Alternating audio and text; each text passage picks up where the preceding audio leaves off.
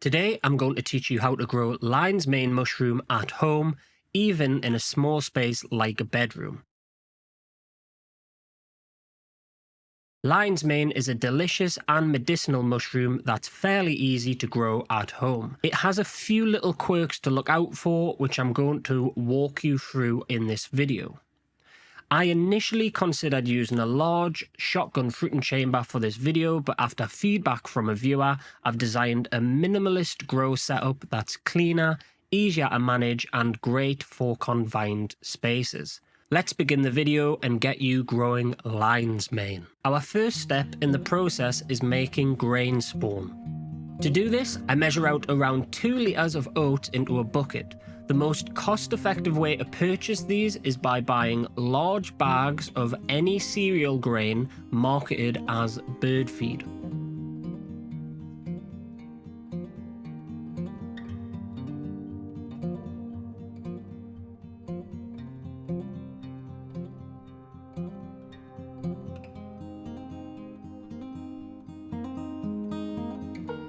Next, we are going to rinse the grains and pour off the water until it turns clear. This helps remove any debris and dirt from the grains, making them less likely to stick later in the process.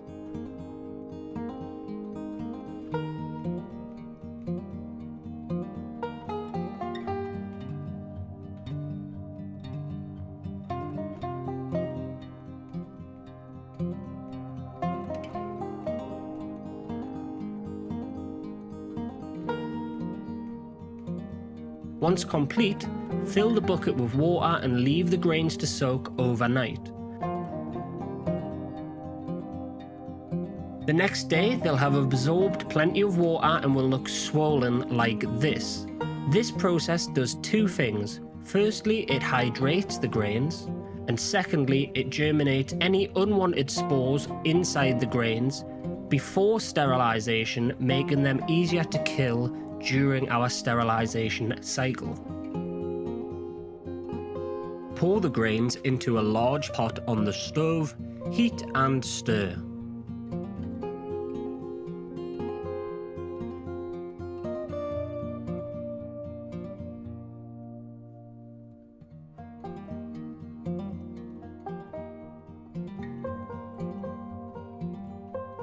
Once the water begins to steam, then strain the grains.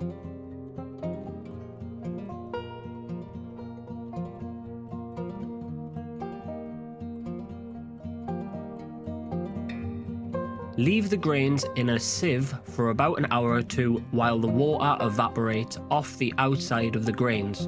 When the grains are dry to touch on the outside but still swollen on the inside, they are ready to pack into jars. Once the grains are dry, pack them into glass jars with gas exchange lids. Finally, sterilize the jars at 15 psi for 90 minutes. I'm not going to cover how to use a pressure cooker in this video, but I've got one on my channel if you've never used one before. It walks you through the whole process as it can be quite involved. Sterilized grains are highly susceptible to contamination, so we will need to prepare a still air box. This helps to create a cleaner environment for inoculation. Spray the still air box with soapy water and wipe down everything you put inside with 70% alcohol solution.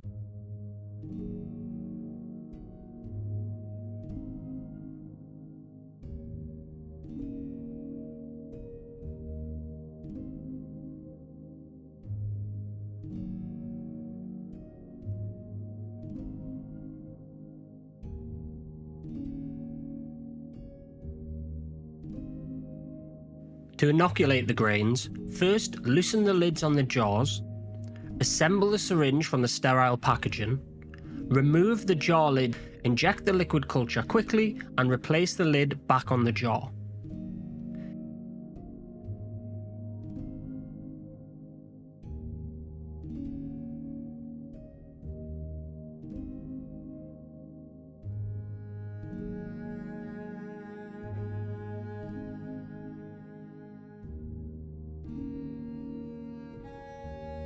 If you're using jars with an injection port, wipe the port with alcohol, inject the liquid culture, and then flame sterilize the needle outside the still air box, then return the syringe back to the still air box and move on to the next jar.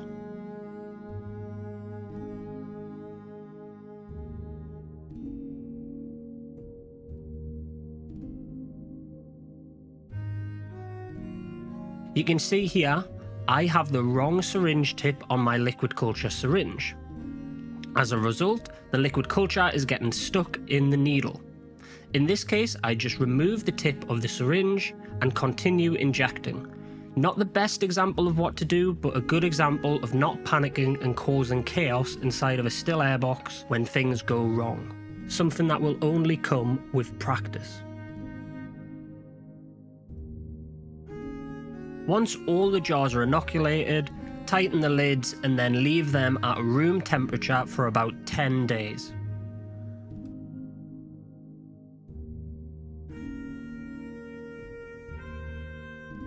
Guys, I've been working on an ebook which covers the hardest part of mushroom cultivation, which is sterile technique. If you're interested in that, then go to the link down below, click it, have a read and decide if it's something you would be interested in. After 10 days, the jars should look like this.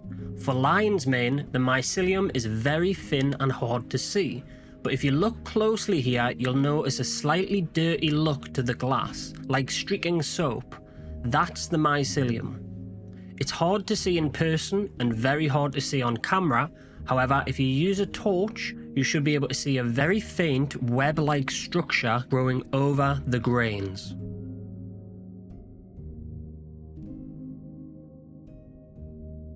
Lion's mane is extremely fast at colonization, and it will likely take over the jar before you are fully able to see it.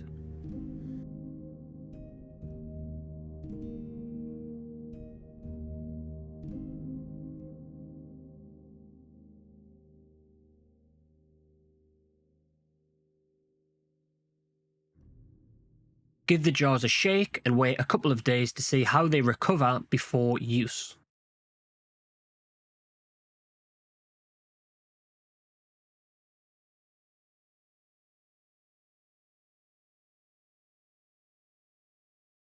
Now that our grain spawn is ready, we need to prepare the bulk substrate. In this case, I'm going to be using hardwood fuel pellets. First, I weigh out 6 kilograms of pellets and then hydrate them with 3 liters of water. This equals 50% hydration. I have a calculator on my website you can use, which I will link below.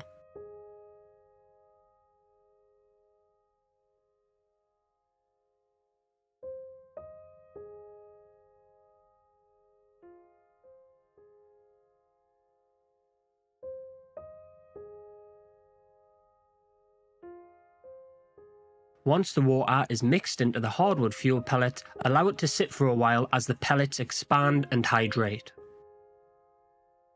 Once the pellets are fully hydrated, pack them evenly into large mushroom cultivation bags.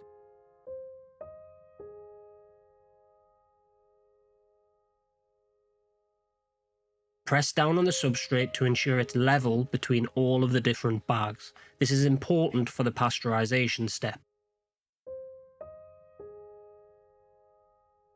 Next, you want to rinse out the large box which you are using to mix the substrate so that all the sawdust is cleared off the sides, and then place the substrate bags inside the box.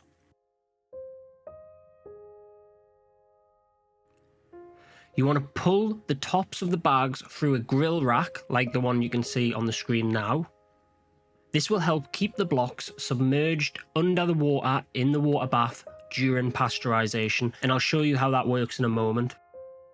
Insert a meat thermometer into the center of one of the bags. This ensures we can track the core temperature of the substrate to ensure we're getting proper pasteurization temperatures so that these blocks can be inoculated in your kitchen or just in a non-sterile environment. Finally, with reusable zip ties, just secure the top of all the bags to ensure that they are closed off.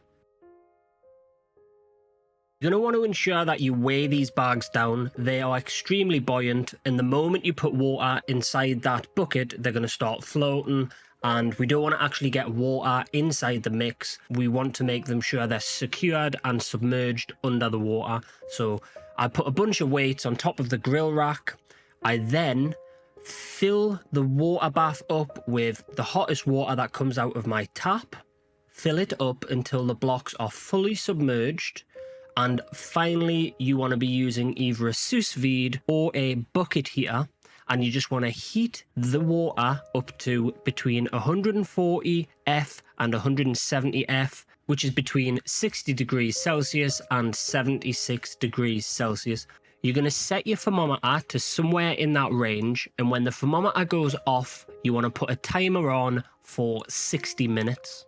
Once the timer goes off, you want to remove all the bags from the water and then just put them on a towel until they have cooled down and they are ready for inoculation.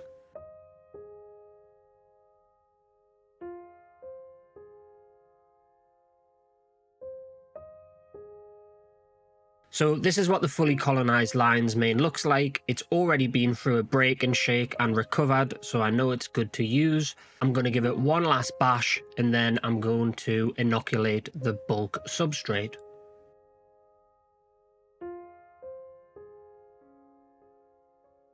Because we pasteurize the substrate correctly, we can inoculate in non-sterile conditions. So all we're going to do is wipe down your workspace, give the outside of the jars a clean with alcohol, remove the zip tie from one of the bags, loosen the lid of your jar, open the top of the bag, tip the grain inside, and then secure it closed with the zip tie. The way I like to do it is you can scrunch the top of the bag and then fold it down, and then if you zip tie that top, if you do it that way, then the bag at the top is kind of airtight and well secured so that you can mix the substrate in the bag without worrying about little bits of substrate coming out the top.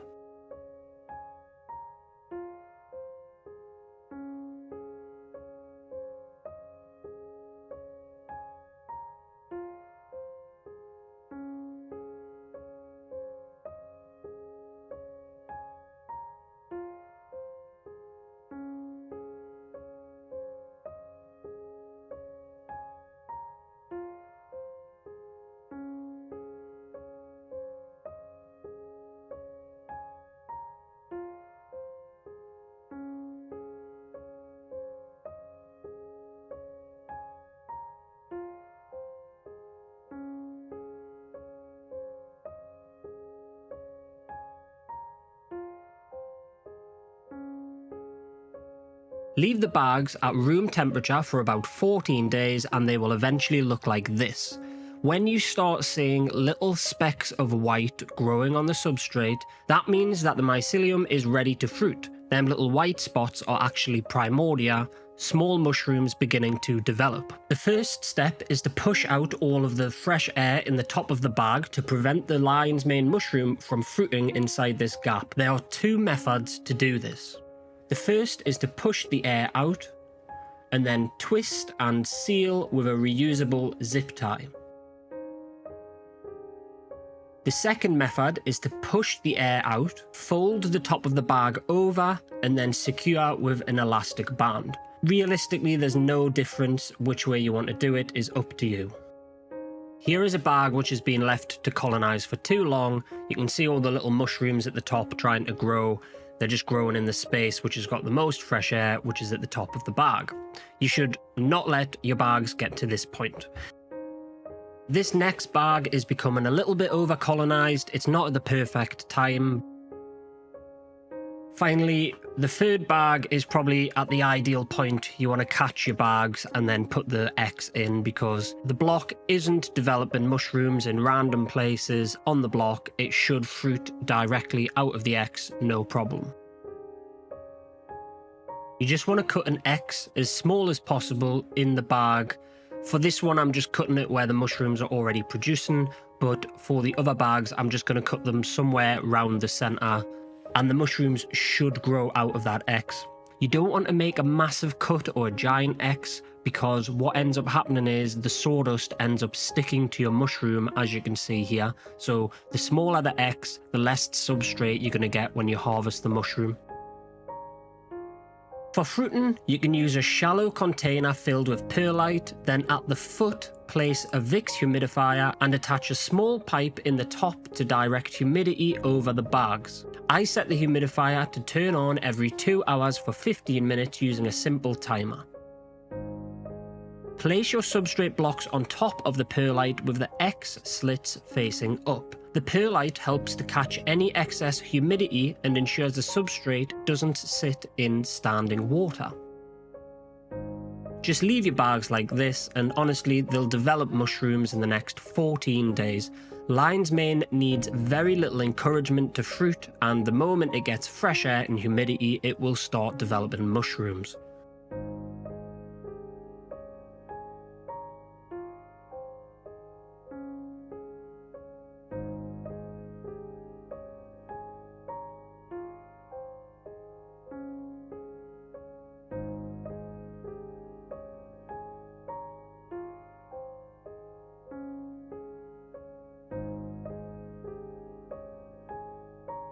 So you can see here the lion's mane has detected the fresh air and humidity where the X is cut, and it's starting to produce knots which will turn into primordia and lion's mane mushrooms.